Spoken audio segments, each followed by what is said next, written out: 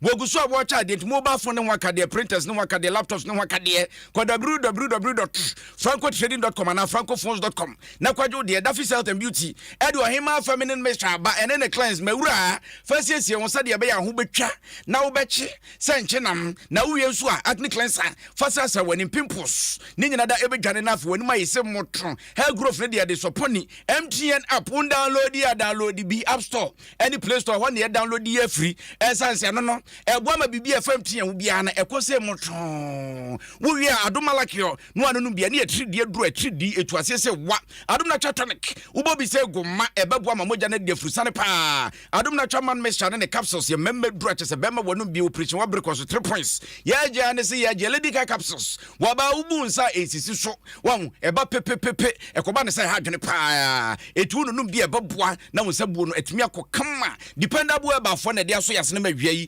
Obidombie adu Kumi mene Acheampomaa tentim nana Acheampomaa safoadu na share yen wo Facebook YouTube and TikTok na fe yenyina ye na so wo de wadwenche fabra ye sie nyina nkwanta so ntwamani na so hwa na yegina na ye twen wo na nya do be bobom se gon ade ama mansa nyina da atbi anye bre na fe ye mongura ensam na nkasam ne tutu na srani abasai ye sha se de wo mamu court bata Supreme Court wo ne kwa kopie nene court kwasetena ema mpanyufo kukuda ma wabimpa yi wo mrema wo kase mpunu wo kase enhye atemuafo enso ene kwasetena na ensam a wo de to apaso na wokusa yete se bode a yede atoja so na wotwe no te sa asrani abasa eye wo panyina wo na yembra hye bedwane a wogina wo de ma manfo wo asen no abato mpasua so wo panyina gyachi kwasi ne nsamu anipa bi ade kwadan kwotro so wo panyina wo pese wo ye no dua se funtum se wawa wanu kroya wo ye Ghana ni de hye wanu kroya kutankrata ekyese wo ye Canada ni de hye ne koba ne sa mamra ni ncha ma na se obu adibu nyade a wo de bi e ma sa panyini eni ntuasam no kwotro hwe no wanka nwa semesa hwene etim panyina no ma nyira asam na education ase wo high court share se wo panyino kopa ba bi ntwere na Ghana de hyenyi atwede ene wo so wonte no mwase ene se panyino ba ko wotabiri asam bi odiko pie mu ewo Supreme Court na ene na abrowa yi puma kwa mu ene Supreme Court kwa asetena ekowi ase atemuafo nso no emunum ase wo panyini wontumi nyamra hye bedwani ma ne nyeye emumienu enom so odua bataboni twatwana akokɔ batan na tiaba enkumu ba entiso afom kro obi funkum obi fum nwa etikaba yanke ma ne kɔ ma mbra hye bedwafie ye ne gya wakɔto ani dwumadi so enti enum ne mienu de na se wo hwɛ mu a dodo amamu ne de ka asɛm ti opanyini wadi ntwa ne sa na kɔba ne sa ne ne aba mbra ne mfo gofred ye bo adame atwetwe nkɔmɔ no so akwan so sɛm de nti na teso egu so ne na bo akawa wode na no abeso ne se kabo wo hwɛ nsɛm no sɛ de mpanyifo kan na wɔn de obahu ne sɛ da ne kwan mu pee na ade ba akɔ na wɔsrɛ sɛ abato komisa sambre de ye fa ne sa kunwa na da mpan ne sɛ nti wɔn abo ho sɛ de be ya abato bi wɔ hɔ a ascent south ana ascent north ye be kwa akoto no. For me, it's an affirmation of long-established principles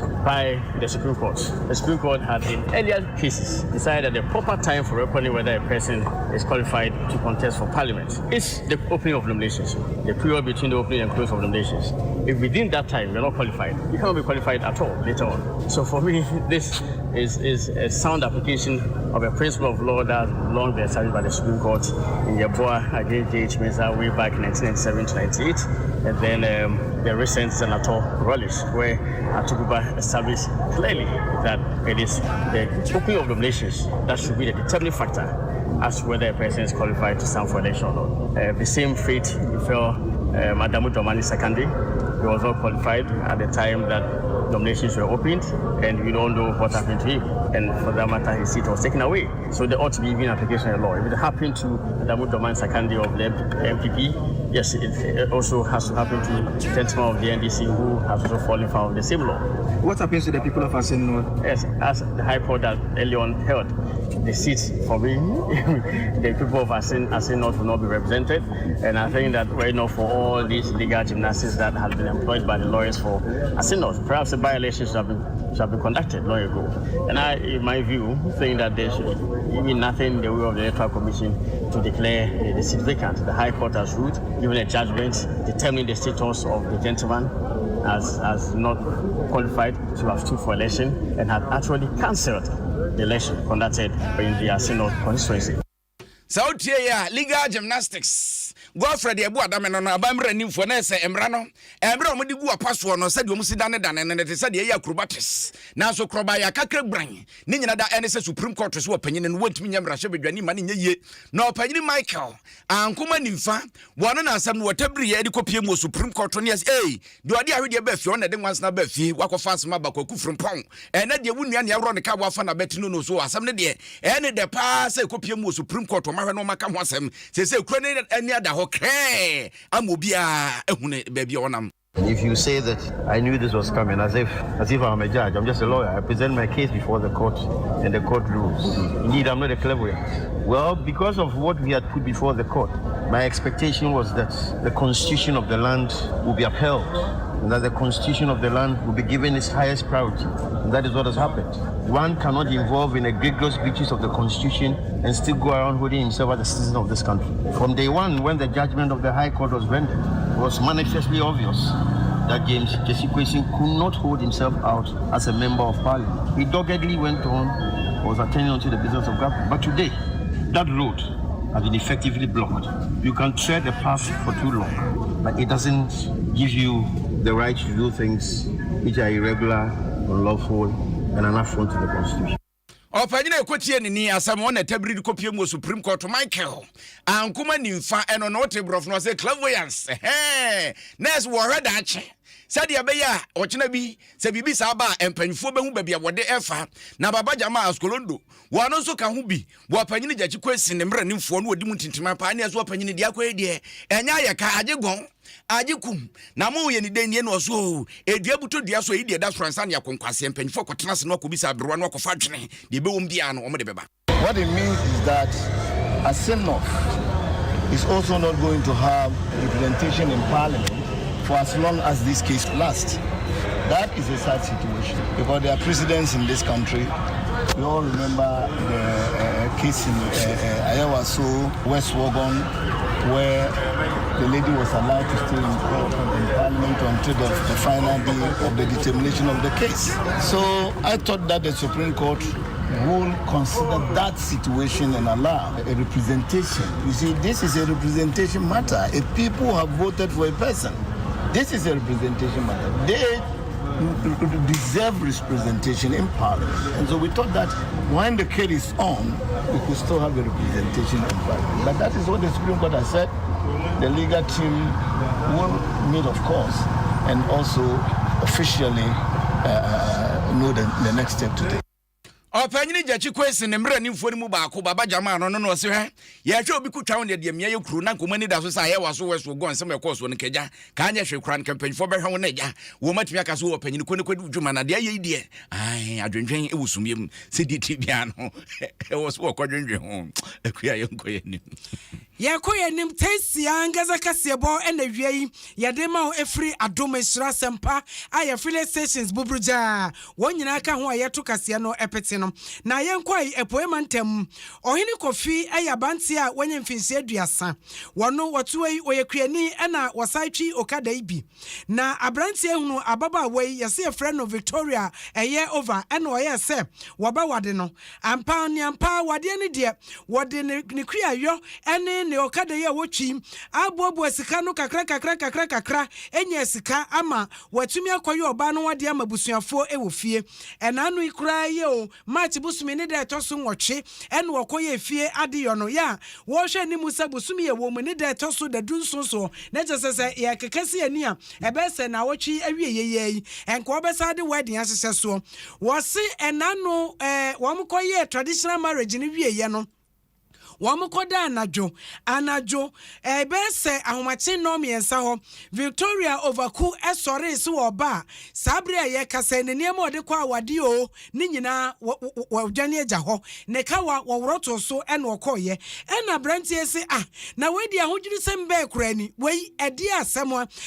Victoria ba ye no obewura ne dam obeda ho no edi enu ohunu ye nti ebemu otimi adwane akosa ye se brantie ne kire se nani sultan papa de no wadwene ho a wonte ase wasese na dwene mu bubu na dwene mu nkonta ensisi so ade pote ebema ne yiri foforo ya wawa no yanka eyi nyankopon ya adoma echesenka eyi kwasi adakra wa mo ye wedding na wasori adwane no ade no ebro na dwene ne nti ase so wone yenua se wa prempe e na atwetwe nkomo o me okada driver bitwimoto kakra Weskano kakra ana minya 65 million say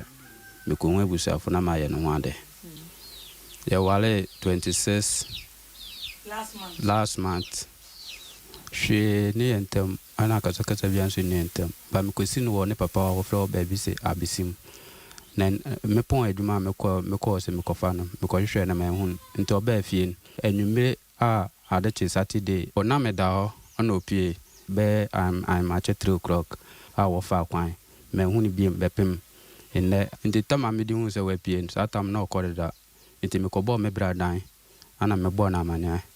nti me ko ma me wo na ma me so akobo ne papa amane me mum ara ho ne ade a me di amia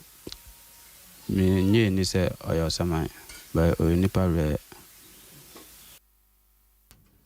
ohini kofi eno no wase ade no de age ne nsam na bra Facebook and YouTube na be hye wotimu se awade okogi ye bosumi etwa mu ne de to so aduonu nsia no na nya awade ketwa ene wo mosesa wo mo be sempre de ode ho na ba Facebook abon se wo mo te wogi awade no wo be hu se kawa wode hye no a wadwane agya ewroto ho ekoye no eno so eda hobi ene ne mpempena de oba ho nioma wode kwa awade nyina no ye ka sei Victoria Overku ni nyina wadwane agya ho eko na Rita ohene wa eye ohene kofi ni nua ba pani eno ose ade na ekoso no ankasa de enye no nwanwa saa efrisa na no wo mo gi awade no wo hye niema na chese Victoria ye sade wo ye no ho no a ne wo hu se bibi nkoye enema bi nsisi so eye ma Victoria enti eye no nwanwa enye no nwanwa saa se wokoda ye ade chen ye a yeso wadwane ye hu na kira kwan me ye na kuma me sanso ye makeup artist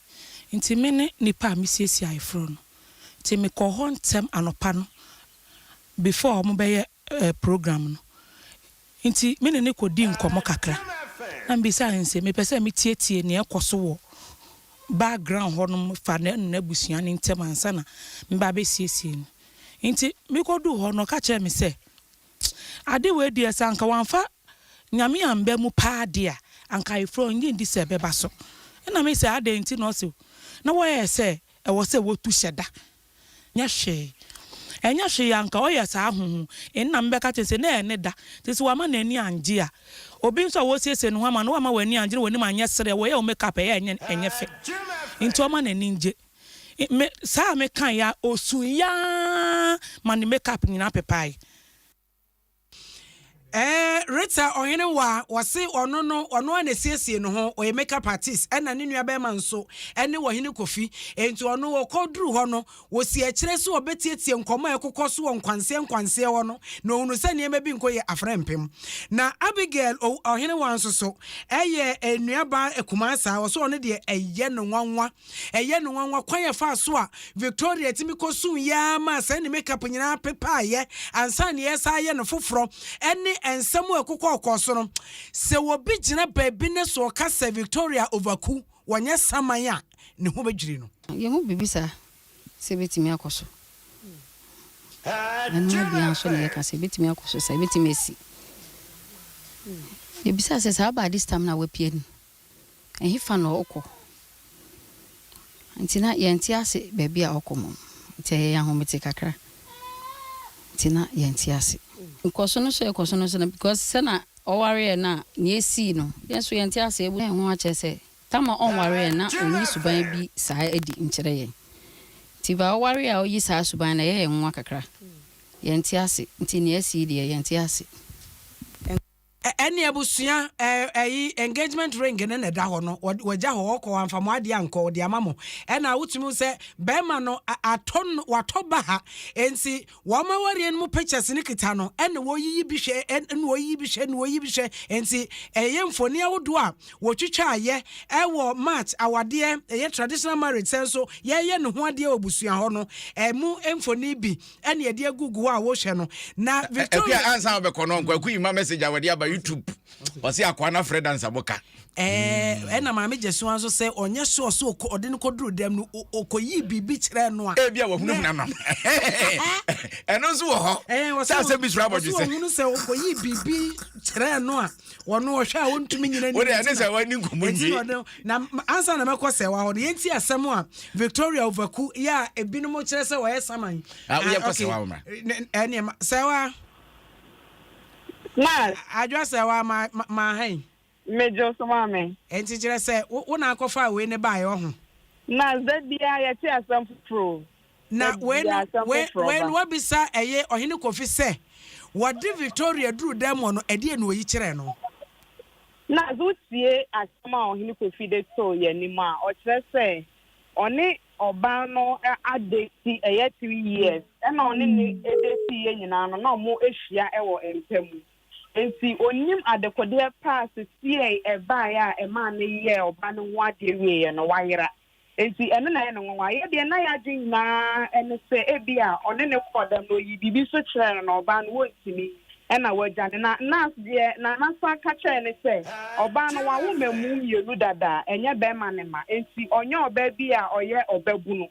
enti sɛ ɔne ne kɔdam na bibi saa si yɛ kora ɛnka ɛma ne mma saa enti ɛno de ɔkyerɛkyerɛ mu sɛ ɛnyɛ mpɛm agudi anaasɛ bibi saa na ama saa nneɛma wei aba na sɛ watumi abɔ pini ɛyɛ Victoria busuafoɔ ne wɔn akasa efiri sɛ ahai ebinom susu kura sɛ Victoria wɔyɛ saman ɛna banti akɔware saman ɛna wadwane agya no wɔdi kan so abɔ yamane sɛ wɔ kitamamu mmienu kura dada enti memfa sɛ ɔbaa dada dwan dada awebrɛ ɛna wɔno akɔware no enti wobisa busuafoɔ no se wɔn mo hyɛ na adwene mu ne bibia akɔ yie saa anaasɛ nsamansɛm wom saa na sɛ busuafoɔ no nso ɛho adwiri ɔmo kakra ɛno ɛbra yɛ koduru ɛhɔ nom no yɛbisa busuafoɔ no asɛm yɛsɛ ɔmo deɛ ɔmo wɔ abesim enti na yɛntime nkɔ hɔ nti wɔsɛ yɛfrɛ ɔmo ɛwɔ phone so na yɛfrɛ ɔmo ne ɔmo di nkɔmmɔ sɛ ɛyɛ ɔmo baba Victoria no sɛn na wɔteɛ na ɔmo nyinaa di adanseɛ sɛ ɔyɛ te ase ni wɔyɛ nipa enti sɛ suban wei na wadan ne de no ɔmo ankasa ɔmo ho adwiri ɔmo paase sie no ɔmo nso so egu so ɛhwehwɛ ne bia ɔmo pɛ sɛ ɔmo de ne bɛfie na ɔmo kyerɛ mu a abaayewa no ɔnhyɛ da ni adwumuka biara na adwumu nka no ɔyɛ normal a ɔyɛ ne bibia te sɛ deɛ ɔbaa ɛyɛ na adeɛ ma ɔmo ɛyɛ ɔmo nwanwa ne sɛ yɛsi ofiri fie hɔnom ɛyɛ anadwo nnɔmmiɛnsa anadwo da so mu obi ada no ɛna baabi a yɛkɔɔyɛ no nankɛse hɔ no ɔmo te Akuraase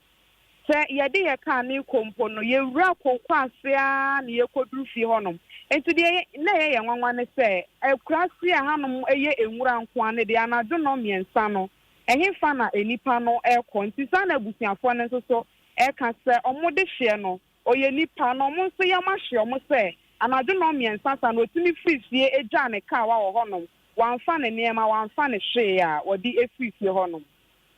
enye se bia ɔyɛ ɛma no a wɔn kɔda wɔn worɔworɔ mo ho egu hɔ nti na bia worɔ ne kawato hɔ da bia ɛyɛ bibi a ɔyɛ a bɛrima no enim sɛ wɔtaa worɔworɔ ne kawa no gu hɔ no wada anaasɛ bia ɛda no nko na wɔyɛ saa na ɛda no nko nso na wɔyɛ saa sɛdeɛ wotwa mfoni kyɛ wɔ kura na so no enye se bia wɔpie ɛna nipabɔnfoɔ bi akye no nas Obema no ekyerɛ mu sɛ ɔbaa no ɔmo wareyɛ no ɛyɛ na wɔkye mpenu pɛpɛɛpɛ so ɛna odwane firi fie hɔnom na ɔno wɔngye ni sɛ ɛyɛ obi ɛna akye ne san sɛ ɛkwan a ɔbɛma no ɛkyerɛ yɛ sɛ ɔbaa no fa so no ɛyɛ nwura mu deɛ nanso wofa so a wotumi kɔsi mfutu kwan a ɛyɛ kwan kɛse a ahyɛn ɛnam sisi bɛrima no kwa deɛ na ɔka ne sɛ ebia na ɔbaa no wɔ akudonkua foforɔ bi hyɛ baabi ɛna anadwo no obegyina hɔ no bɛfa no na ɔmo mmienu ɛkɔɔyɛ saa na no deɛ ɔde n'agye esusu na deɛ ɛkɔbaeɛ no na yɛde ama aposifoɔ deɛ firi sɛ deɛ ɔno de n'adwene susu no deɛ ebia na aposifoɔ bɛ mu a nhwehwɛmu bɛtumi ama bibi foforɔ apie ɛbrɛ yɛkɔduru hɔnom no na ɔnka nkyerɛ apolisifoɔ nti yɛn a yɛdi n'akyi ɛde ne kɔ Nankɛse police station yɛkɔduru hɔnom no na police ni bia no nti yɛtwɛn ya ɛma obi baeɛ a ɔmo ɛlɔgye complain ɛkyerɛkyerɛ ɔmo nsɛm egu paper sɛ na polisifoɔ no nso ama ɔmo police statement a ɛkyerɛ sɛ ɔmo abɛlɔgye complain no hɔnom nti ɔmo nso ahyɛ yɛbɔ sɛ omo be shase ayo omo hwehwemu na asasam no de esan eye hu ho ne se na nka kwasi ade ya nka ohini kofi hwe ani mu se wode oba no be ko president sorry dem ama osofo ehira so omo di kan ya fie de na nka osofo ehira so na afi de wa ye ayefo anesa enso kwasi ade se ye frɛ omo eye ohini kofi nko na be ko asɔre ho no ma oba no de onko ho no we san sisi ano omugusu ada ehwehwe no yes waye no ase ene kwasi ada wokɔ normal church service wonko ye wedding nti nye we nso nti na obegya asɔde enti anwanwasɛm da bia ye danyane a ya nti bia ye kyire no ɛna aba no wɔhene kofi akɔ wade wɔhwɛ ni mu sɛm kwasi ada wo ye bayi wade wedding beto aso wo mo kɔda ya ahomachi no miensa oba na ipia ba otupia fagya ka ho saa bremem ye nhuna kyira kwan ekua sɛ oba na yes baba ho anwa wo so wo no wo kyene dem obi atese abase waba ne ho hwan mpo a na me se ke yemra magye ne akwasi achankora de wo se wedi mutia na aba befa no se oba no wa womienu obi ya womienu de onsropo makese ti yenkwane Jim FM Asempa FM Inshira FM eja oba ne onkokro Kasiebo testi anga za ne eguso ayepe edema ne yesan ko Supreme Court akable wono na court sensem nyina da ne edwa FM Adom FM de be koso bia wode tu anim akable akwaba yenua na mukopie mu court opanyini ekwesi obai wambe PM ene ono antimi ama wambe PM ne mre nimfo ne baaye etibon na yo mabidi since asem no sha se ko Supreme Court on bambe PM wo Supreme Court nti ne mre nimfo na ne babagina na sentifu ni wampanyafo ho nti na yehwe ene mokoye no boneto fama se ne nsem kosie de ko PM ne se eye Michael Ankoma nimfa oye obi a ote eye Asen North constituency ho no embro moto abaye 2020 elections na eye Mr. Kwesi Ndin kunim no ono no file petition election petition or high court or chair MP no na embra all den krata koma isi so be contest elections no na okra eye Canada for papers order so ye Canada ni ono mo chair embra mu chair ni se utumi eginas MP no enti ene no high court ne ye ho adwen na sa se mi enim se since July 2021 MP no aye na adwen so be pe court for appeal no se court of appeal be boss asem no atu egu na enemu amu asem ne na mu ana eye Michael Ankoma ni fana de court down Supreme Court na ka cheka se since 2021 no court ne ka se onye emrahye bedwani no ntia se papa eguso ekọ emrahye bedwa okọ ye adwuma ekodi adwuma nti sadia odi asan bedan court ne se court no emfa tabwanto ne so sana be yema no ho kwan se oba be piemu ewo parliament wana se obegina bebi kura ka se eye me James Chikwese me eye emrahye bedwani ma Asen North eye abatu ampeso so nti ene de ko piemu court wa ene ewie court ma ede anubu ayen ba ya court kire one ne ya adwen se eye James Chikwese ne ni se o man ho kwan se so far as asema o mada bedan Supreme Court when it remains before the Supreme Court ne de ni se o man ho kwan se obetumi akogina emrahye bedwemu so oye eye MP adwuma no enti de ode asem no kopie mu court no otutu pala de se wo wadin kunim tina tu pa de gu so wadin kunim sa ni tu pa de gu Dabi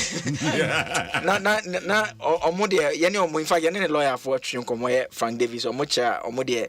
omeni agie pa because omo madwemu if it ase no no mu hold the view say onyo obi a mbra kwan mu no mbra man ho kwan se oye mra hye bedwani na esama bibisa ne kra se ntisi ya asemi da Supreme Court le che eye Asen North for say ye beto ababu parliament na o say mo MP to be more much say omunyo obi man engine mu mo response from Davis the man say o say the Asen North constituency is better without an MP than with James Chikwese as the MP and say Asen North sabi aboa no ne takra na ne kese takrabone de fenyam kwatre kwa intine se wa fanyiri kwesi be kwa sembra so medwani de na ne anka konwa ne emutu no akable otwi no afana ni so wa ya de akable ye no wase ne fa unsia na okay joy for ndo me bia se sa fe na asa na dwunu mu ye he so no afana ni so what to pa la uza se tu pa da fe na esa se di na agwe yenkwa ni yakwa ni ma yenkopoye mantamu epoye mantamu bia ye friend say enkokọ yase ba bi wa ye friend say witness na okopiem wa witness abranche ba ko ye friend Muhammad Zanzore na Muhammad Zanzore sambra mikase nani benkum no akua wo hu ade nani nakata ni nyina da ene so na da for ye frɛ sɛ David ene konya akasa nketa ho na ye gye mo akyinye na so di ankoye ama mabɔ bam o matwo mu nkyɛ mu amekɔ wiase David man nsa so Mohammed Zanzor nani se po ene se nani se se de wada ne akata wan won hyɛ de hu ade na emra ye kɔ ase ekɔ bi se matia bi sane agro na aposa numa na atene kankan ena abrante Mohammed Zanzor wadi baba to dwa so wo wana na for David friend so Easter na bai se Yesu awu agye enkwade ne yenye ni ai nipa so yo medwo so nyipa ne ban tide agi bedie eye kraman nam etije 70 Ghana koto kraman nam bra en wo kɔ ye wo kɔ koto kraman nam na emra wo kɔ no kontabuo ne se kraman nam won to 60 Ghana na won fa 10 Ghana nye lole fe no won fa nkombra wo koduru na nipa na wo ton kraman na man se da bi 60 Ghana de onye obe 100 Ghana en wo da na ni no kɔ ye afei wo ba ya na dan for David akwa fa ne motor bicycle ne bicycle so wo de tika essence wo kɔ ye wo mada en se agura ko fa ntokwa de ba ya ekobia se twema metwe ne makora botri David man nsa so Mohammed Zanzor na ni se po asambra meka se Mohammed na ni ba akwa kata no no anka se wato na ne mutuo na so fo beblewo mentawana member could be friend David ana oba ya kan kese o pa kramato no so minibi nti me kacho na so okuta 500,000 ni 200,000 nti ebe kono me 500 no aya me lofe na so man director na on fa krama na so onisika moto kura asai me kuta saka no kwande ona bede atuma bo nti me koya kodu krama wuran se dabe onto na krama ne 600 this is 1 million atam pepe na me furu kwa na me baya ana yoru me na ya me ya no ka bom me ntumi ye de amfa saka no fa kwa no so ntumi koto de na de abre koda no ntumi ba no koda kan ge se David obafa me saka akona fie se me de misika na ba na o de saka na am se weni ya ba ko frɛ ne majoa na me se won jam kwa yan ko David ntumi ko du ya pe na me se go fie ana se anya brema ne wo mba ne wo na me se anya sante na me ba ye se me bocha panya am se David atena koda se da David pa cho ade mpa pa yo den fa chem wan ti ase koda no fa no kodo jesi abofo David si wan ti ase mene o so odi me ko na nsia de wo ko Kumi ko yem de me se me mpre me de makọ police eni aye kotie yeye Mohammed Zanzor ena atese na kosam atete ni abenedi a wafa mu wode wonsama to dwanti bra Facebook na ni ne de prasta ye de afam benkum ne de afam afa ne hone so ama ne hone half ekua ayira itina na kaketo abi ne tim ne gya wode hwe ade sa akaba ko ne hwe de saka tokuru no baako na nani so baako itina ni baako ne de minim say forgon conclusion dia ye kwa homa ne so na ye sentro ne a wode nani adi nsem na chikwasi dwamna ye ne ntwetwe nkoma kwasi Obidombie say Abranche David wa himfa police ache na na so see America side there David approach ache no a wo twere aban kokum approach for yen hwehwemo yi dia no modadi bebre nipa baga dankoko ena Zanzor say nani ba kwa kata no Obidombie dia tie nyina ne se won se kwawi sei bai obi abomoden apɛ nam ne ne ma ode besiesie na hoho achi we na enam so a ye David ye na adwen se on de enka Easter yi bai okonya kraman nam odwan kokɔ ana se baga enka wasiesie de asi won nam fofo ne omo a omo ni mo wie ne ba anka omo de agye omani we na ya branti a ye fe ni Mohammed Zanzoni ete ya pa no so minimum bi o kraman ne bi wase 60 Ghana nti patoma miskana men kotomrew ampa oma ne 70 Ghana echen so on fa 10 Ghana enye TNT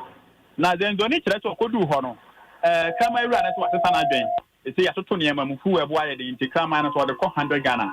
enti nya de so obaje 60 Ghana ne biem na Zanzoni ba na chi no instead of saying ko di sika na 60 Ghana ne be koma David say kama no ne bo na nso nti gini sika no na ono so edi sika share ne botom de nam enti David ba fie da bia no obabedu ho na chese Zanzoni abu ne katem enti odi abufuo na chese eye ne bai seka wa pake no ho no obo modin ade ko ne fie se wasizi odi ne sika ba no abeje ne bai seka no okoya wakoje bai seka no na ntiase anya dwuma me kai se di omodin tokwa chenchen bo mu a se di Zanzoni kire no wase abrante di kai bo na so muta no wanhu hwe biem enti pre we pre na ni ba ko abo ase enhu ade no se wode bo ne boy se kan na wode boy se na kase wonim die baaye ohun ya na jase ya bo no a nani no apaya se abebe nani no enhu hwe biem na akwasi tobo nani no woni di nkomo no eye se apaya wo ye ho hwe nye ya na se bia so ana aso anti ye de hospital na ja ye tete aduro de so e betimi ayi kakra no krani o ka kire me say nani ne so de nsa kata ba akono no hwe wa ohun ti say ewisie ana se mugina ho na mo ye mienu anu ahun ba akopɛ nti enhu ade yie na okwa yaresa bia no na nka doctor fo no kire say ontwen kakra mo ntwiti no mo hwe se nani no sa apai sa ye den no ono so kire mu say ne maye makoma kunsia na yire gya no ne ma no so wagya o mo hwedi o mbedi ya asem nti doctor fo ni nya na ma o mepedua ne mfa mankwada no ene say wo de esori ba afie no enti nani na nkasa de ba akona meka say de enhu ade a se nyame amamu a enya de se be hu ade biem Akasiebo yan fa nsi anafu wani di nsɛm na chimrepam asa abankyɛ ne watwetwe nkɔmɔ nti ɛho nsɛm ɛno no na Hansen no ate message a wɔde abɔ sɛ Akua ɛne kwaku kraman na munim ne de ka munim ne da kuma gya ntoato an ka samre magya news no kra kan kɔwe kraman na mo se de papa minim Akua wa bi da sa wonim nua de pa ɛte sɛn ayo ase e kama kraman notice ɛne aponche obetimi de kraman na mama osa ponche na mu ne eno na da branu bi na no maami di maami kraman nam de enti me o mama ponche nam kra wia me se na se ya na se ba ko bi no so soro de bi na anagwa na go no enti but kraman nam de te sa ponche nam se ye de mawa ena no me koto aduane wo twɔ ba na ayi wo da to me ba etimi na ena no me koto aduane wo twɔ ba na me se me to aponche na ni dua no wadodo aponche so ni dua nwasa ma me na fix me Akua yanko yani Tesiangaza etisakrama nam de ane bese na wochi abetwam kronie adese a wonum ewo Ketu South and Patemo Keta South mensinum ewo Framantemu ahotopa di ahoto wo munya bi ene sai epo asroche tidal waves etwifa wo so a ene na wochi etwam no enipa bebre da ne etukotenafo anu onya ba bi ntratena ya wo mututu firi wo mafie mu na ase bra bai no tu ho na mon ahye kwa obafa so no atimi ayi sa haw no afiri ho no adehye na nkasa wonum ti krom wono so dia ayo madwene se kwan bia so wo so ebeye diom beye e dia sense ase ne bi e dia tunsa ase no so anwea ama abai ansese awodo a wo mo ye no wo mo de wo de akọ manum kwa ne hia wo ene ye koda sori ya de kire se wonum ewo bia bia ye fra ho eye Ramsar site na wono sa Ramsar site wono ebenfie aduanu akire ni a kanen mampani jeje Rollins breso na wo mo ye keta eye sea defense war no e wono wo mo twa ye senka nsuo ne bo a emeguo se be ye betumi abo omanfo ne ajapade ho bai ene ye se bese ne kohwe busumi ye wo me ne de to so me ensan nipa bi nso bebo wura ho essence ase no sisi so niema asase no wo eno so mpese wo efa na asemwe nti no eye kukubo ebusua ya wonum ewo Ketu emudi se kronkronkronkro baako ye wura kofi kukubo wabopini yen ewadoma se de ekoso no esese oman no ka bi edema wo mu na ye ne ne nkomo baako mienu na ye nhwe ontwamfoni no enkire ye ayo a mfoni no wo ho anade atoho ede amayem ye wura ye mo ahan. Thank you. Ona abusafo wa say ne twi no aye bibi ho enti wo de befrafra ena de amenti awie de ayi atwea wa Kumi obama brofo kakra mdru ayi me de betwetwa me ho obama maka wa ha say enti you welcome to Adom News. Thank you. But the place is in Keta municipality. Keta municipality, okay. Is it Keta South or Keta? No, Keta municipality. Yeah. Okay. Tell us a bit about this area designated as the Ramsar site. Okay. Ramsar site is the whole Keta Lagoon complex is a Ramsar site. Okay. Then after about how many acres of land? No, it's a whole lagoon. Okay. The lagoon and every island in the lagoon is a complex. Okay. So it ranges from Anglogan, Keta, then to the Ketus. So bordering with Togo. Okay. So that's a whole Ramsar complex. All right. That the whole Lagoon complex, a Ramsar site, which is dedicated by the UN, the United Nations. Then there are laws in Ghana governing the Ramsar site, or we call them wetland. So we have the wetlands management regulation or Ramsar site regulation. That was in 1999, LI 1659. So it protects the Ramsar site. Then after the sea defense project, because they use, they dredge the lagoon to fill in the areas that water collected where people were staying. So after dredging the lagoon, the aquatic life or the life of the fish and the rest got destroyed. So in their scientific wisdom, they mounted about 7 islands in the lagoon for the birds to be coming. So during winter, you see beautiful birds flying all the way from Europe and the rest to the island. So they come and lay eggs there, hatch there. Yeah, it's very beautiful. Listen, lay eggs there, hatch the babies. Then after that, they move away. So that in itself is a beautiful tourist site. So when those islands were created, we are the chiefs of the town. Okay. So we made sure our children, 2 in particular, they planted trees, mangrove and other species on the island, so that when the birds come, when the trees are there, they can hatch their net. So just on the 3rd of this month, we heard that a group of people went to destroy one particular island. They used chemical to spray the grass. They burned the grass. Then now they cleared. All the vegetation is gone. Now when you go there, then you don't see the eggs of the birds. You don't see the birds again on that particular island, destroying the ecotourism. Have you been able to confront those people who went to the island to destroy the land, and what did they say? Who gave them the instruction or the authority to do so? We spoke to the MCE, or we petitioned the MCE. We are yet to receive official report from the MCE. But the lagoon complex falls under the Wildlife Department of the Forestry Commission. We spoke to the municipal director, and I must commend him. The following day, he was in the community. Okay. He sent his staff to come assess the situation. Even yesterday, he was also in the community. Right. And he made it clear that it's a criminal act, it's illegal. So he will take the necessary steps for those who committed those crimes to see how they can be brought to book. Do you know the perpetrators? Yes. Yeah, the community knows them. Okay. Yeah, so they have gathered the names. Once the wildlife person comes, they submit the names. They are also resident? They are resident. Wow. The thing is being done by the community. That's why the chiefs are coming up saying, no, you cannot destroy. Because everything that happens on that island must inure to the benefit of the community, the water, because they use chemicals. And on the 8th, Friday,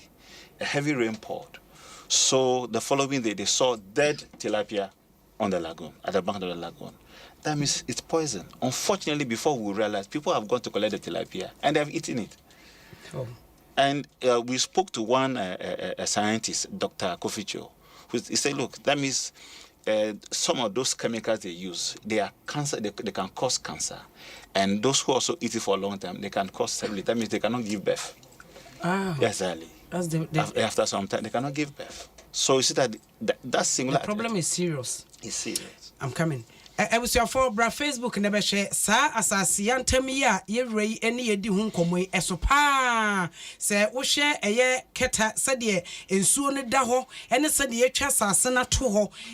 chese ya chichiri bebre enti se baabi a yehwe ene baabi enipa no ko ya wo mokotwa eja to mu ehye ho emo no nkosua ya UN fo nom atimi establish sa ne ma ne nyina go nyina wo mo ekokọ hyehye nom brother for how long have this islands been there, and what is their purpose? Okay, the island were created because the lagoon was damaged. Okay. To create a sea defense. So to make sure that the lagoon is protected, those islands were created so that they can revive the aquatic life. I mean the fish and the rest. But once there's a mountain and then there are grasses, the fish can re-vegetate itself. Then it's also attract birds into the community. So for the lagoon to survive, it's also in certain vegetations, trees and some grasses and the rest. And all those things can be found on the island. So the island was purposely built for bird sanctuaries and the vegetation of the lagoon. That's the primary purpose, because the lagoon was destroyed. So you have to bring it back to normal. Now, Keta area is a very delicate ecology. I mean, we live between the sea and the lagoon. So all those things, we human beings also, we depend on the environment, which the scientists call the ecology. If you destroy the ecology, if you destroy the trees, you poison the water, you're also destroying your body, because we live on the water, we live on the air, we live on the land. So once you destroy one, you are destroying everything. So that is the purpose of those islands. And it was created in after the sea defense. That was around 2004, thereabout. So that's almost about 20 years. And somebody used one day to destroy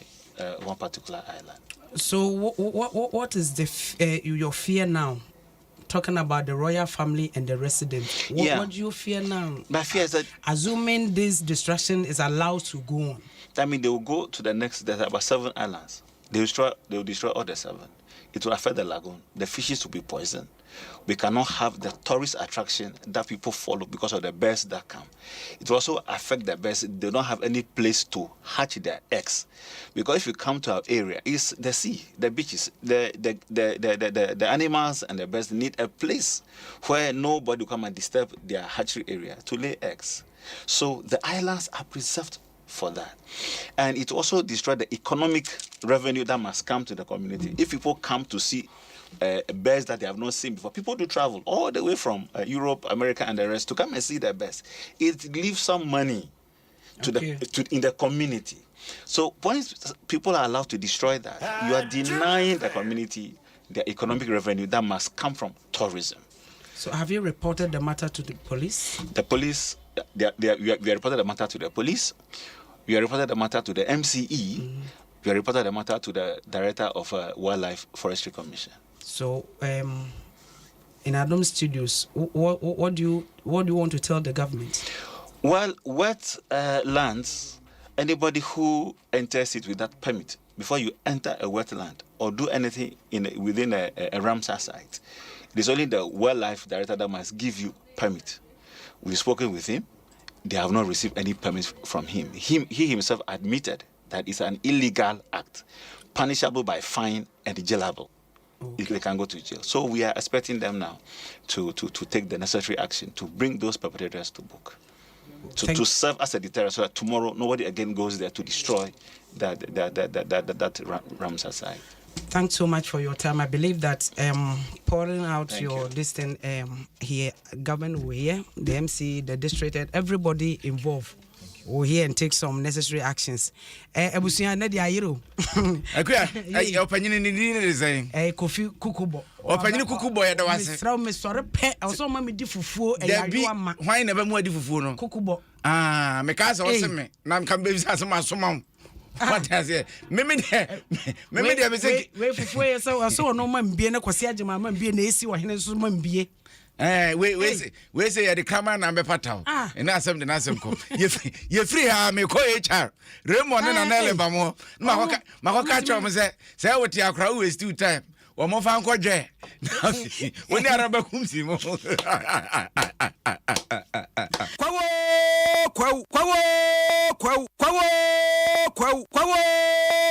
Adom 106.3 FM test yanga za Kasiebo ya ninu ya nama sefana ni 4.7 na isha 104.5 asante maya jia tum na Kasiebo ni yuguswa ye bre edema na ate kwawo na se aka enefua kono sa ni eba wuram se sodom ye kwa kopiem wo bepo no so na ne kwa bepo ye kwa kwagia ni angoz amomanfo twom na se esanza afenche bana nyo bia ne tono efri si ye sha afia se kurade hia wo mati na nanu monse do kan kwanhyiamu empemanim sanso no mo a atridi ade enam so mo to anananu monse do mo ansuo fa wo mo aka agbo wo mo achese yade ahodo enam so mo ntiase kase kekanka be fani so eti awurade adoma eda so twemkwam moje di afurisa ne techemada bodwem na honam akwanyina da ye adwuma ne de na ezani je na eni ebeje nanso adwumaku o mo na hwe akwankwa be de jojo ho nsam so ebo mayi emu National Road Safety Authority empanfo de ababa tudwa wo mo so o mo sra hyenkafo eduru ho bia wono kwano no eduru o si ya na ne omu ne adaje o wo pentema sa akwa aba be fa bi eti abufudade asarre tia so tram ne driver watiche yekuwu wo mutimi tia so na akakoba utum sampa sa isikape enafom na no waso wasre pa enframade wu pa de wonya naso na bi ne ya na nye papa wasre pa hwima de kososo ahyenkafo no wo monto wo mobo new plan station adwumade bi a wo friend Easter 2022 stay alive wade ho campaign eba ya wo twi tonton sansa san bo mu konkon esre Ghana de shenka foso mo to obobo shenka ni bi o wa wotimi twa bia bos na ni aye sante se de etua ne ba bi no abetena stia na twa so me de me twa bia na me ka ba nti we overtake ya wonwene ho ehyen be se du opeso yi fa ni nyina da ho wo bi wan so asra yi wotimi twia obose ni hwinuma aye kote se ba foja no no de abetena stia na chi chese kwan ya bi mo fa so de kaka no dwene ho awon tese obitimi twika se de obo computer game ni nyina no wo panyine David osafadon en was na wo abe wadwen sa wo de ne ye kan wonte ase wabu nuagu wasom wo yo ho tintintiri ha bomu a wo be ya so oden no ye be yu Africa na chi na ye de wa famra kwan so yakobo okwadu ne ye de wasie enti Easter no ebedi no ni bi ye de number bi atodwa ye se 194 short code network biara ofra bia na wonam no tika mu driver ni bi yisuban boni edi bia na ukokan no wantie chance speed no okon nwanwa obetumi akum nipa bia wakon ka bia se sikwanso ana se tokro bi cry friend photo obi da ho a anhwe ye bekum nipa dia na ode o telephone no ana se o mobile phone atwa ebeba National Road Safety Authority aso ye na yebetu ho anamon eni aye kwati ye panyimpa wo hwe kire e wo National Road Safety Authority David Osafadon teno no e na wote se Easter de be di ne mum ye ni na ho pa isansa boa no sabi ohun ne ho so hwa ne ye friend wotupe na ni nyina da emu no ye ne GPRTU du Akua Drivers Union panyimpa wo ne da o ma no William Abekamensa atwetwe nkomo no wo se pa hyenkafo no if you drink don't drive if you drive don't drink was repa is a really dear soon no shankani bia entwe ne ho free home and road safety for ba ene beka Eastern ho asem se Easter ba na bronya ba akwanhia dodo e ba and o beka say last year akwanhia no e dey bia nipa 8 ene wu but this year dey em say start here no hu say atiaba 5 ndom ye nyina ya kabo mu ama ya dwin kokoro say o say adrawofo no e ya hwe yie o kaka ni say wonom nsa so o kaka nso na wudi bebi na wabra so park na woda be say 10 minutes and 20 minutes na enda no tiko overtaking by heart unim say o car no entumi ensan car na wo wanim no ho a enforce so be den obesan no ho eni ayekotie ye GPRTU du Akua branch Drivers Union panyimpa wona na dan William Abekamensa na ates wo den samatudwa na hyenkafo de bi enso kasa ye fa campaign no we are driver na ma Easter ne o de bebli be ma wadwi ma da ho ya kwan ne o ye awo ye na kwan so ye nu kro bia se de kwan ne ti ye ya hwe ye problem bia ma odu ba bia ne ahwe ya na mo tuo na afusem ne ma no ade a woni mo se o de ka won utumi bi o hu ye o se ade no ha mistake bia ma you use your mind odwen wo yire odwen wo ma odwen abusua ilipe wu ka ni mo no obi betra ka ni mo praye onya hwe eti wo make sure say we di pa de beko asa de na ba asomdwem na say driver se no me kuma to yem ye boko de do mo ko ye do mo ba asomdwem wo mu se da ba betuma ko so accident but ekwa no nye afi circle to insam enye all the roads major road na kasa enye eti ni nya ko so accident da ba nu ona onim na obewura ma na da ma na ye road safety munam ko up and down ni nyina no say mo take action again that ni nya ne sa hwe ye ne be de be hwe say accident e be ba kura na sabio wutimi kase e bia wunim sa accident ni na wo ko shem na mu e say and driver for enya the brave passengers no passenger bi obo foka pressure na driver kan wutim dada wa ma we abetwam boys na driver na kwedi achi boys na achi na afa yi ama enti ahyankafo ni bi no na atese wo mo so kasa de afa campaign a empanyifo de aba no ho ne se yakekafunu a yakeka de madam pan Ghana de hye bi yetisi montene wo mo twetwe nkomo bisa wo mo se na de empanyifo de aba ni ono muso musen passenger me metika mkani ko spiria the control driver me shout driver ni nyansa me de driver ni kasa nyansa na abotrem na driver na ato ne bo na passenger se ne passenger se no bi wo wa car ne ko driver ni ko spiria driver wonto obodi ankwase aka na waka sana sabi yankasa sa driver no kwa na bu befu ya fam dia be ni se driver no o ko speed a ye wo ho kwan se ya ka kire no na o limiting speed no senia ye nyina bi kokodu asomedwim ye be monitor driver no so o ko speed na ye hwe na nya ye be ka kire no so o ye wrong overtaking na ye be ka kire no so when this one and they will report him to it as a police form or kwambia we have to report you be making sure say in distracting us so ye ntienti mu o ka no man ye mo nhihye no o ye so ko speed do so ane atien no Ghana adishie bi no no ne me ba betia twengulu eto da bia otike makua wo hyenkani ni twika na wotum se ehu obeka no bi se ne ye pentam ne ye pentam betia ne dwura na afi wo bi agye nani so ti se yes woteka mu a kasa utri ho ne anyi wa yibone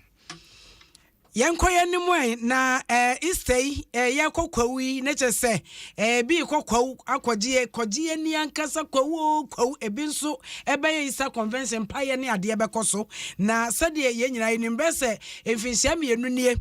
na isa convention no ene makoye bibio kakra ni nyina ye covid-19 ya wotwe ni tie na afi istay na ye bisa ensori na hwese aso Easter Convention beba so anam na President Edema Ghana Pentecostal and Charismatic Council GPCC Reverend Professor Frimpong Manson edi atudwa wasuo wo musemfie mienu ni Easter Convention ya bosensan ye na so afide sabre eja COVID nyina na gum no ebeba so na waso wanam sa kwan no so ka kire Ghana fo nyina se Yesu abewu amaye wo besa sore amaye mboni fafre enti nyina ye hwe ye ho so yie na ye nwompa ne no sabe ye betimi atrase ache na bone fefre no mu ne anigye ene ahoto no yetumi anya na yetumi ede ase Kristo animunyam Israel afasha kese ema Kristo fo nyina efise ye kai Yesu guo ene ne sie ne wo sori enfie me no atwam ni covid nti ye ntumi anye fa no se de tie omse ye kokon sori dem ni adedie nanso afia omampanyama ye kwanse ye betumi ahia na nose mask sembie ni ho ne social distancing sembie ni ho no ye bedi ni kese pa na emom eno nkire se ye be rebe fie ho ya koswa sa Kristo fo bebre nkwanse omo vaccinate na face so omo inyisu order enhanced hajj sela sorry bebre ben omo sorry dem ene bebre so be kwa abonten na ye dawura ye kobo akiri wi ase nyina se Yesu be wuji wi ase ne moyefo enti yanka nsempalo nse ona onimo urade sede na me do wi ase ne odin lo bakwa ono bae ne de ogini die no wa nyina no nya dankwa Professor Frimpong Manson wano eneye President Edema Ghana Pentecostal and Charismatic Council wano anso Assemblies of God asafo no penia wote adwamu ese GS General Secretary General Superintendent. So okay, yes, there. General Secretary for my General Secretary, General Superintendent. General Super. Easter ye no NS ointment ne di essence obesha tade pa ne mu morede nyefa na nyefe ne ne asay bomade aso benya NS ointment wotena de atwi na de abam na de afam na boa ma rede na toso wona mani sansa dwuba mampe de krodo so ni nyina da bedwane wo bia awake natural capsules eno match me no memet me no ebo esiesi pa e mampamu nsam ekokama ya no afro mo e 0245 079915 0245 079915 MTN app download B say credit na wo bo anase momo na wo pese wo de kom wo bi anase wo to nkrade mo bi an me birthday wo jakele rally me da wase pa wo nkra na mensaka nyamisha pa he MTN ya wo de ye sei na abo ma bibia twetua star why hash say ye ye dependable about for the Adom malaki oba e 3 die do papa wunya bi na bonu se goma e be bo 3 di wo so stubborn said dem wo be bre no ase Adom na twa tonike so oba kwa no aduane be ma wo trose na me appetite atekwa na adon sa guru sa ne ade wo se sotro bomade asa obenya bie no aboni se goma wo be chiewti wo be twa fufu ahwenkwan atenam e de aboso wo wi a Adom na twa man mixture ne capsules wo operation wo breakfast wo se man no de ha na ne eguso a ye 3 points pa lady kai capsules wo ba siesie ho atre said ye be ya ho be ya kono se nchenam na aboa ma bibia tumi akwa menstrual pain away ya no from 0242 223555 0242 223555 Daffy Health and Beauty for so kutai mu se twetwe wo hema feminine mecha no mode aba wo ba se wo siesie ho a wankasa eboa ye se apese wo ye kese wo ye madufoche esanse ne na ba won chen na be pie na bibia ye troka bibia ye basa bibia ye wasa ya na ha dwene pa ene ne cleanse na de atwi eno so timi bo pa wo wi a shower gel bomade ase obenya bi na de adware ebe fin bi afiri ni padua na ho san so na acne cleanser pimples wani mai kurukurukuruchi ni nyina da enye tie and die ebe ye afiri wana afi wani matimi atoso hair growth no so de so pony hwomacha kwan wo East Legon hotel potem asantemantam so omni kpoga sani chanedi anim he ya no from 0596611277 0596611277 Franco Boga Frankie was Easter bay senyame wanfa ne bana nkame ye de a wo monso wo monfo mo mobile phones ene ho aka de apprentice ne ho aka de nkame Ghana de shenti se ne bono watete so de ato phone bokot se obi a osa ketenu yi acha bomade asa bebo makache iPhone nie Samsung nie Nokia nie smart TV papa 332 because 55 inches tabletop fridges sans na air condition ni nyina da bo boni don Kumi bro makache ko www.francotrading.com and francophones.com preso da bebia wo bia bro ya no from 0246 422 338 0246 422 338 floor disposable handkerchief and any de paper ye nim ye de paper ye nsa Easter no na ye di ni padodo be share wo kese power ho a eno no ye di na rorore nti abusuani nyina hia no convention party na fe ye no a ye di dwuma no bomade ya mo amoton no ma traffic mu kotu bi nton number na 0243 033 033 0243 033 033 DBS coloring class no dia so yas na so beto so tutu wo manfo suro bi yam agini se rim esa ne dem ayi se watalu adiko ne baba no so na fe adani swimming pool so anya tilapia mansanka before board also enso beto awia bebo na woda wada watu adwene mesa se woni so aboso preko pay ma 20 years warrant ni boni hwa so se hwi ya no from 0240 844444 0240 844444 na we are Bright Senior High School se so maji abasobode ekua so wate Bright faji abasobode se Ghana ha open school ba ko da pimu pebi nkonya chese Bright Senior High School bodo ba kwa wonim se sonko kia ne ke wo bedi nkunimu abrabom free teacher na ho basic Ediko Senior High School nankasa remedial wakotwa bu akamnya hwe fa ne brebe bo no watimi atwa college wo ho abodi nkrata wo benya bi no dia yadwuma kokura ntumi ho no mo bataya no from 0277 147 727 0277 147 727 ekua messages ni bi ha and Frank Arthur was say advertising rapper Kumi. And Thomas Duche was say Mamma say Obano or Obano say or no 2 p.m. for Jaka. My Kalamani message out there by next time Mama Koku and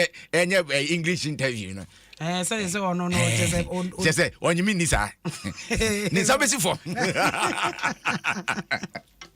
I say before crashes next time it's an English interview no be and mock popo didn't dear Charlie was say as in North MP no Supreme Court emfa nakunya na Supreme Court for free say we are omunya Emmanuel GH was say was free half a sinin wo atoemantemu mame Jesua was say awuja kwakuda was why was say English interview no my year patch said Alex Amankwade awode aba osi akua we BBC interview say media application koto BBC standard mama ma yinka ho testimonials nka ho na me fa nko na me de obi di bai na na opako ose kwaku adukumi wabon pa na me ma interview akua na interview na me de eden na advice me so wanim no hu wani se wabon wazo wanka interview wanka say interview we ye wabon me mo say si form da ko Frank Arthur say secretary the assembly but na some dey say nya ba wi Koku from Paul.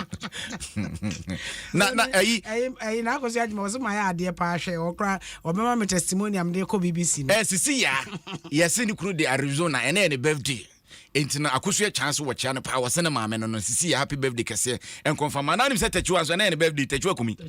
ai Debi ni di no de Kumi oh okay tachiwa Kumi ene birthday ai mini aketwa ene birthday tachiwa Kumi hey tachiwa ajo fans yanyina we so na Kasiebo ade brama na wi baabi a wo bia ye muniko epo